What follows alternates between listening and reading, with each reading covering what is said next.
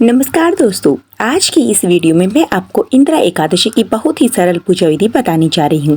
साथ ही जानेंगे इंदिरा एकादशी का व्रत हमें कैसे करना है, पूजा विधि कैसे करनी है, व्रत का पारण कब करना है, साथ ही इंदिरा एकादशी पर किस चीज का भोग लगाया जाता है। तो चलिए हम वीडियो को शुरू करते हैं। लेकिन आपने अभी तक चैनल को सब्सक्राइब नहीं किया तो प्लीज सब्सक्राइब कर दीजिए और वीडियो को लाइक जरूर कीजिएगा। तो शास्त्रों में एकादशी तिथि का खास महत्व होता है। वैसे तो हर महीने में 2 एकादशी तिथि होती है, लेकिन पितृपक्ष में आने वाली एकादशी तिथि को इंदिरा एकादशी के नाम से जाना जाता है। तो इंदिरा एकादशी पर यह पूजा विधि हमें कैसे करनी है, देखिए आप चाहे तो अलग से चौकी लगा करके भी यह पूजा कर सकते हैं, या फिर आप अपने मंदिर में भी यह पूजा कर सकते हैं। पूजा करने वाली जगह को हम अच्छे से साफ कर लेंगे, या लाल और पीले कलर का कोई भी आप वस्त्र बिछा सकते हैं। फूलों का आसन देकर के हम श्री हरि विष्णु जी की फोटो या फिर मूर्ति को विराजमान करेंगे। अगर आप लड्डू गोपाल जी की सेवा पूजा करते हैं तो साथ में आप लड्डू गोपाल जी को विराजमान कर लीजिएगा। इंदिरा एकादशी को अत्यंत पवित्र और महत्वपूर्ण माना जाता है।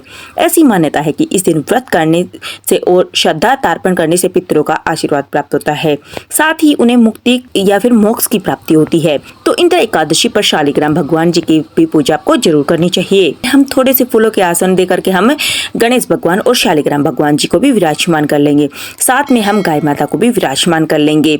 जल के छींटे लगा करके यानी भाव रूप में शुद्धिकरण करा देंगे। उसके बाद में हम दीपक जला लेंगे, क्योंकि दीपक यानी अग्निदेव हमारी पूजा का साक्षी होते हैं। तो उसके बाद में हम सभी को चंदन से रोली से तिलक करेंगे। दीपक को भी हम यानी अग्निदेव को भी हम पूजन इसी प्रकार से करेंगे। इंदिरा एकादशी के दिन व्रत और तर्पण करने वालों के पितरों के पापों का नाश होता है। वही इस दिन व्रत करने से केवल साधक की हर मनोकामनाएं पूर्ण नहीं होती, बल्कि पितरों को भी मोक्ष की प्राप्ति होती है। इसलिए इंदिरा एकादशी को खास माना जाता है। उन्हें नरक की यातनाओं से मुक्ति मिलती है। इसलिए इस दिन तर्पण और पिंड दान करने का भी विधान है। ऐसा कहा जाता है कि इस दिन व्रत को करने से किसी भी कारण से नरक में पड़े पितरों को भी मुक्ति मिल जाती है।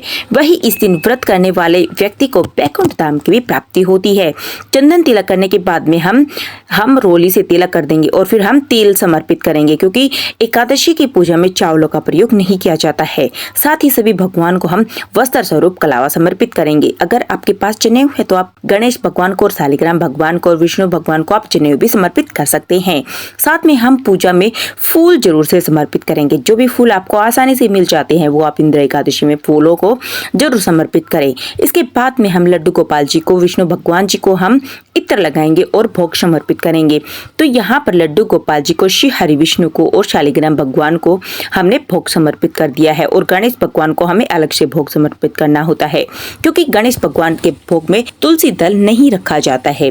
साथ ही विष्णु भगवान के भोग में हमें तुलसी दल जरूर समर्पित करना है। इंदिरा एकादशी के दिन आप बहुत सारी चीजों का भोग लगा सकते हैं।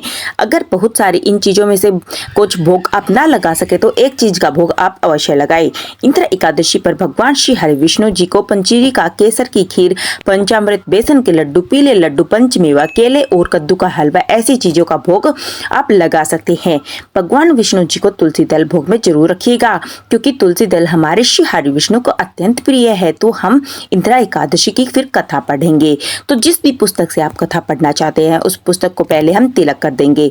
1 लोटा जल ले लेंगे और अपने सीधे हाथ में कुछ तिल लेकर या फूल लेकर के हम कथा सुनेंगे। अगर व्रत कथा की आपके पास किताब नहीं है तो आप फोन के द्वारा भी सुन सकते हैं या फोन में पढ़ सकते हैं।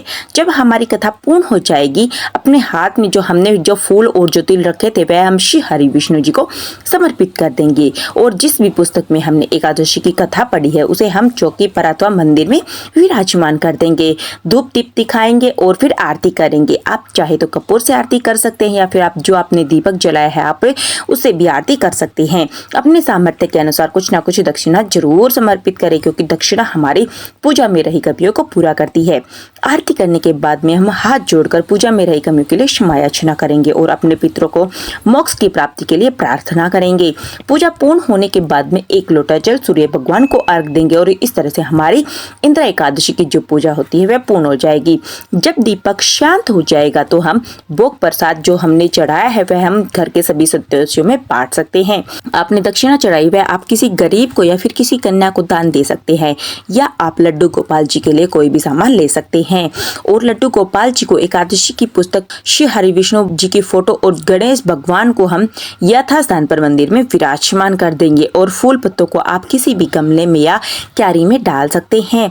इस तरह से हमें इंदिरा एकादशी की पूजा करनी होती है। साथ ही जान लेते हैं इंदिरा एकादशी की व्रत का हमें पारण कब और कैसे करना है। तो 17 सितंबर को इंदिरा एकादशी का व्रत रखा जाएगा। इसके अगले दिन यानी 18 सितंबर को इंदिरा एकादशी के व्रत का पारण किया जाएगा। सुबह यानी 18 तारीख को आप 6:07 से लेकर 8:38 तक आप इस व्रत का पारण कर सकते हैं। इंदिरा एकादशी की तिथि की शुरुआत 17 सितंबर रात 12:21 से शुरू हो जाएगी और 18 सितंबर रात 11:29 पर समाप्त हो जाएगी। तो उदया तिथि के हिसाब से हमें 17 तारीख को यानी 17 सितंबर को ही इंदिरा एकादशी का व्रत करना होता है और अगले दिन यानी 18 सितंबर को व्रत का पारण करना होता है। अगर इंदिरा एकादशी की सरल पूजा विधि आप लोगों को अच्छी लगी हो और पसंद आई हो तो प्लीज लाइक कीजिएगा और वीडियो को ज्यादा से ज्यादा शेयर कीजिएगा। तो दोस्तों मिलते हैं एक और नई वीडियो के साथ, तब तक के लिए नमस्कार दोस्तों।